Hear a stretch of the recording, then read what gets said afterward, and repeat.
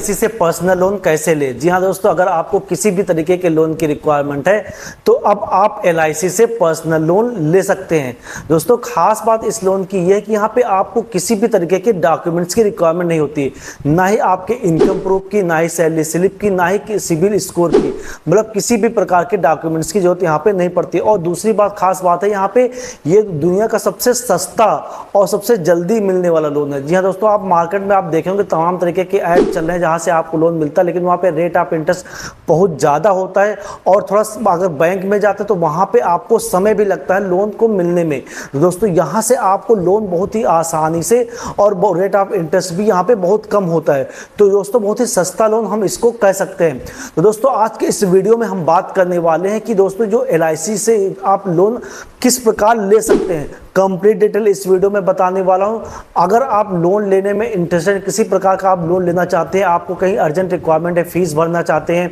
या घर पे कोई प्रोग्राम है, किसी भी तरीके की लोन की रिक्वायरमेंट है, तो आप इस वीडियो को देख सकते हैं और अपनी लोन की रिक्वायरमेंट को पूरा कर सकते हैं। क्योंकि इस वीडियो में मैं बताऊंगा कि लोन आखिर आप एलआईसी से लोन कब ले सकते हैं और एलआईसी से आपको कितना लोन मिल सकता है, और जो एलआईसी से आप लोन लेंगे उस पर क्या आपको ब्याज दर, क्या रेट ऑफ इंटरेस्ट रहने वाला है, और लास्ट अगर आप जो भी एलआईसी से लोन लेंगे अगर उसको आप पेमेंट नहीं कर पाते या मतलब उस लोन को नहीं चुका पाते एलआईसी को, तब उस केस में क्या आपको करना होगा। तो इन सभी पॉइंट पे हम दोस्तों डिटेल में बात करने वाले हैं। दोस्तों अगर आप इस चैनल पर पहली बार हैं, चैनल को जरूर सब्सक्राइब करें, इससे आपको नए वीडियोस के अपडेट यहाँ पे मिलते रहेंगे। तो चलिए दोस्तों बगैर देरी किए हुए इस वीडियो को शुरू करते हैं। दोस्तों इससे मैंने वीडियो में बताया कि एलआईसी से पर्सनल लोन आप बड़ी आसानी से ले सकते हैं। LIC life insurance company of India, Bharatiya Jeevan बीमा निगम, अपने भारत देश की सबसे बड़ी इंश्योरेंस कंपनी है। इसके बारे में ज़्यादातर लोग आप जानते होंगे। तो यहाँ से आपकी लोन की रिक्वायरमेंट भी पूरी हो सकती है। तो दोस्तों हम पहले पॉइंट पे बात करेंगे कि एलआईसी से लोन आपको कब मिल सकता है। दोस्तों एलआईसी का लोन की रिक्वायरमेंट आपकी तभी पूरी हो सकती है जब आप एलआईसी के पॉलिसी होल्डर, मतलब आपकी एलआईसी आपने कोई भी ले रखी, कोई भी आपकी एलआईसी पॉलिसी चल रही है और आपको उस पर लोन तभी मिल सकता है जब आपकी पॉलिसी थोड़ी पुरानी हो गई हो, मतलब मिनिमम आपका 3 इयर्स कंप्लीट हो गए हो, आपकी पॉलिसी चलते चलते उसका प्रीमियम आप कंटिन्यू भर रहे हैं, चाहे वो मंथली भर रहे हो, चाहे क्वार्टरली, चाहे हाफ ईयरली या ईयरली, जो भी कोई भी मोड हो, लेकिन आपका मिनिमम 3 इयर्स आपकी पॉलिसी अगर चल गई है तो आप इस लोन के लिए अप्लाई कर सकते हैं और आप लोन के लिए एलिजिबल हैं। अब और कई इसमें कोई भी मतलब आपकी बहुत सारी, क्योंकि इसमें प्लान है, बहुत सारी पॉलिसीज है, कोई भी पॉलिसी आपकी हो, किसी भी तरीके की पॉलिसी हो, आप उस पॉलिसी के अगेंस्ट जो है यहाँ पे एलआईसी से पर्सनल लोन ले सकते हैं। यहाँ पे एलआईसी से आपको किसी तरीके का कोई सवाल नहीं करने वाली है कि आप लोन क्यों ले रहे हैं, कहाँ पे इसका यूज करना, क्योंकि आप कहीं अदर अगर बैंक में जाते हैं तो वहाँ पे आपसे पूछा जाता है कि आप इसको कहाँ पे यूज करेंगे, किसके लिए ले रहे हैं, डॉक्यूमेंट्स हमें ये लाइए। लेकिन ऐसा यहाँ पे कुछ नहीं, क्योंकि आप एलआईसी से पहले से आप उसके एलआईसी होल्डर हैं तो आपको यहाँ पे कोई ऐसा सवाल नहीं। तो आपके जो भी आपकी यहाँ पे आप अमाउंट पे कर रहे हैं उसी के बिहाफ पे जो है आपकी क्रेडिबिलिटी बन जाती है, उसी के बिहाफ पे आपको यहाँ पे एलआईसी से लोन प्रोवाइड करा दिया जाता है। तो दोस्तों इस केस में आप अगर एलआईसी के पॉलिसी होल्डर हैं, किसी तरीके के घर में आपकी किसी की पॉलिसी चल रही है, वो कोई भी अगर इसके लिए लोन के लिए अप्लाई कर सकता है। दोस्तों अब बात करेंगे कि एलआईसी से लोन कितना मिलेगा आपको, मतलब कितना अमाउंट आप एलआईसी से लोन ले सकते हैं। दोस्तों यहाँ पे डिपेंड करता है कि जो भी आपकी पॉलिसी एलआईसी पॉलिसी चल रही उस पर आपने कितना अभी तक अमाउंट पेड किया है। जो भी आपने माना 5 साल आपकी पॉलिसी चल गई, एक एग्जांपल के तौर पे आपने जो भी अमाउंट किया एक्स अमाउंट, जैसे कि माना एग्जांपल के तौर पे आपने अभी तक 1 लाख का अमाउंट जो है आपका जमा हुआ, जब आप अप्लाई करने जाए 1 लाख का तक का अमाउंट आपने जमा किया है, तो जो भी आपने जितना अमाउंट आपने जमा किया उस पर आपको 85% जो है यहाँ पे एलआईसी लोन करती है अगर आप लोन के लिए अप्लाई करते हैं। तो अगर आपने एग्जांपल के तौर पे अगर आपने 1 लाख जो है यहाँ पे अभी तक टोटल अमाउंट आपका जमा हो तो उसका 85% मतलब 85,000 जो है यहाँ पे आपको लोन यहाँ एलआईसी कर देगी और उस पर आपको लोन इजिली जो है दोस्तों प्रोवाइड हो जाएगा। तो दोस्तों इससे आप क्लियर कर सकते हैं, जब आप लोन के लिए अप्लाई करें, एलआईसी ऑफिस विजिट करते हैं तो वहाँ पे आप पूछते हैं कि मुझे लोन के लिए अप्लाई करना है, वहाँ पे आपको वहाँ पे जो भी अफसर होगा यहाँ पे अधिकारी होगा, वहाँ पे आपको वो जो आपका पोर्टल खोल के आप LIC पॉलिसी अपनी बताएंगे, नंबर बताएंगे और वो आपको देख के बता देंगे इजली कि कितना आपको जो है वहाँ पे कितना आपने अमाउंट जमा किया है और कितना आपको लोन मिल सकता है। तो ये आप चाहे तो खुद भी कैलकुलेट कर सकते हैं कितना अमाउंट आपने जमा किया है अभी तक, तो आपको उसका 85% जो है यहाँ पे लोन LIC करती है, तो उसका उतना ही लोन आप यहाँ पे ले सकते हैं। दोस्तों अगर डॉक्यूमेंट्स की बात करें कि यहाँ पे डॉक्यूमेंट्स कौन कौन से लगने वाले, जैसे कि मैंने पहले बताया कि यहाँ पे किसी भी तरीके का आपका डॉक्यूमेंट नहीं लगने वाला है। जो भी डॉक्यूमेंट्स, आपको कोई एक्स्ट्रा डॉक्यूमेंट नहीं, डॉक्यूमेंट्स आपके पास पहले से होंगे, मतलब कहीं आपको इधर उधर जाने की जरूरत नहीं है। सबसे पहले बात कर लेते हैं कि यहाँ पे जब आप LIC पॉलिसी लेते हैं तो वहाँ पे आपको LIC बॉन्ड मिलता है, एक तरीके का आपका डॉक्यूमेंट होता है कि उसमें सारी डिटेल लिखी होती है प्लान के बारे में, आपका नाम होता है, तो वो LIC बॉन्ड चाहिए आपका, और आपकी बैंक डिटेल चाहिए जिस अकाउंट में आप जो है लोन का अमाउंट ट्रांसफर करना चाहते हैं, लेना चाहते हैं, उस सेविंग अकाउंट आपको देना पड़ेगा। और एक फॉर्म होता है, वो फॉर्म आप जो है LIC वहीं पे LIC ऑफिस से मिल जाएगा, वो फॉर्म मिनिमम, उस फॉर्म को आप फिल कर लीजिए। उस फॉर्म को ये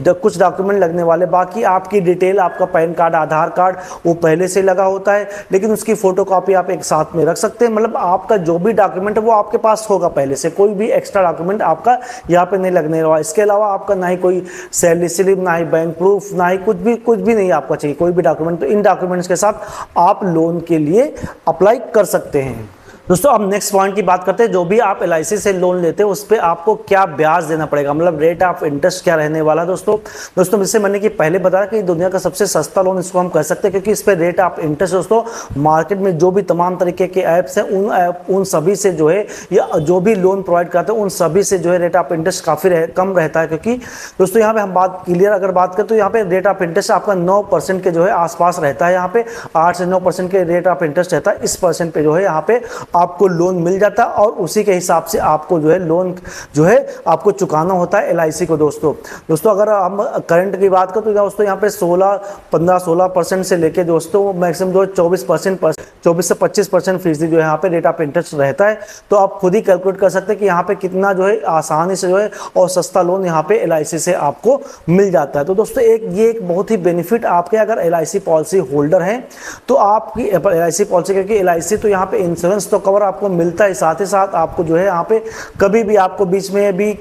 मतलब आपने 20 साल का जो है प्लान ले रखा है तो आपको कभी भी किसी तरीके की लोन की मतलब किसी तरह कैश की रिक्वायरमेंट होती है, लोन की रिक्वायरमेंट होती है, तो आपको LIC पॉलिसी नहीं बंद करनी है। LIC पॉलिसी से आप उसी पॉलिसी के अगेंस्ट लोन ले सकते हैं और अपनी जो भी आपको उस समय माना कि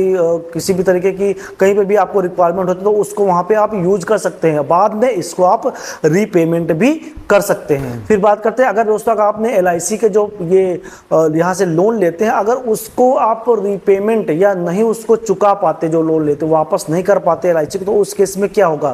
तो दोस्तों ये देखिए आपका मतलब 20 साल का कोई आपने प्लान ले रखा है, जीवन लाभ है या कोई भी प्लान ले रखा है, तो अगर आप बीच में आपने जब माना 5